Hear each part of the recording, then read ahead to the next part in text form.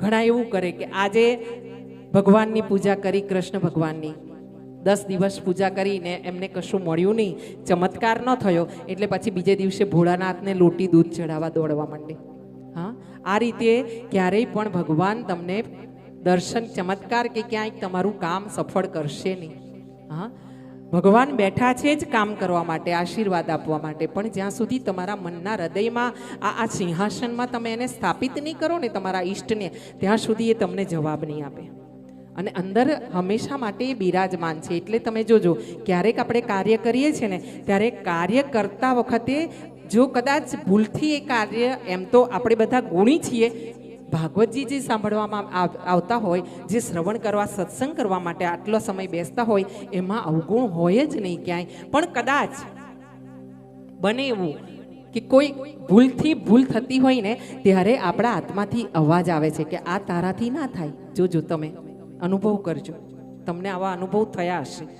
શું કે જ્યારે પણ જરાક ખોટું કાર્ય કરવાનું થતું હશે ને ભૂલથી, ત્યારે આત્મા અંદરથી ચોંકીને જવાબ તમને મને આપે કે આ કાર્ય આપણાથી ના થાય. હા, અને એ કોણ છે? એ જવાબ કોણ આપી રહ્યું છે? આત્મા. આત્મા એ જ પરમાત્મા છે. બીજા બધા ધર્મમાં એ ભૂત, એને પરમાત્મા માનવામાં આવ્યા છે.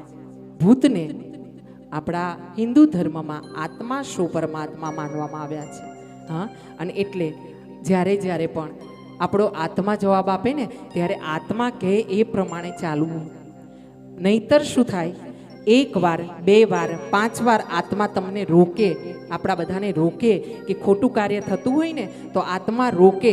પણ 5-7 વાર રોક્યા પછી જ્યારે આપણે રોકાઈએ નહીં ને જો કાર્ય કરી જ નાખતા હોઈએ ને એ ખોટું કાર્ય, ત્યારે ધીરે ધીરે આત્મા ઉપર પડદા પડતા જાય, કળિયુગના, માયાના, પાપના. અને એ આત્મા પછી જવાબ આપતો બંધ થાય. આનો અર્થ શું છે? કે ભગવાન ત્યાંથી ખસી જાય. ભગવાન આપણી અંદરથી ખસી જાય કે હવે આને મારી જરૂર નથી, હવે એની જાતે જીવી લે એમ છે. અને આમ ભગવાન આપણાથી દૂર થાય છે. બાકી જન્મ લે છે ને બાળક, ત્યારથી જ આત્મા એટલે પરમાત્મા સ્વરૂપ અંદર બિરાજમાન હોય છે.